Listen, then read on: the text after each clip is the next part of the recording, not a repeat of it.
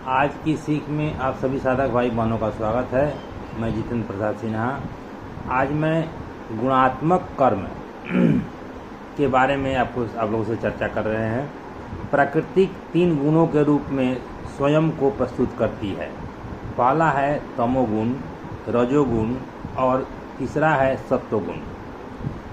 पूरा संसार इस 3 गुणों में विभाजित है। इसका स्रोत प्राकृतिक है तथा इसके अधीन होकर मनुष्य विभिन्न प्रकार के कर्म करते हैं।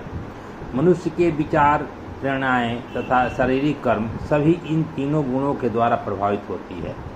इस आधार पर मनुष्य के कर्म भी 3 प्रकार के होते हैं। तामसिक कर्म,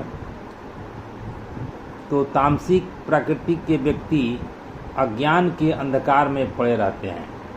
आलस्य तथा इनके जीवन में व्याप्त रहती है। वे प्रायः अनुचित कार्यों द्वारा स्वार्थ पूर्ति करने में विश्वास करता है। काला तथा गाढ़ा नीला रंग तामस के प्राकृतिक है। इस प्रकार के व्यक्ति का वर्गीकरण पशु भाव के अंतर्गत किया जाता है। और दूसरा आता है रजोगुणी कर्म। रजोगुणी व्यक्ति अति क्रियाशील और सदैव बेचैन रहता है। उसे एक क्षण का विराम भी अच्छा नहीं लगता।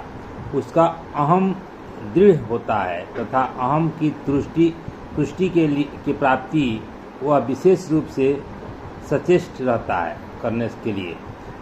रजस का प्रतीक रंग लाल है।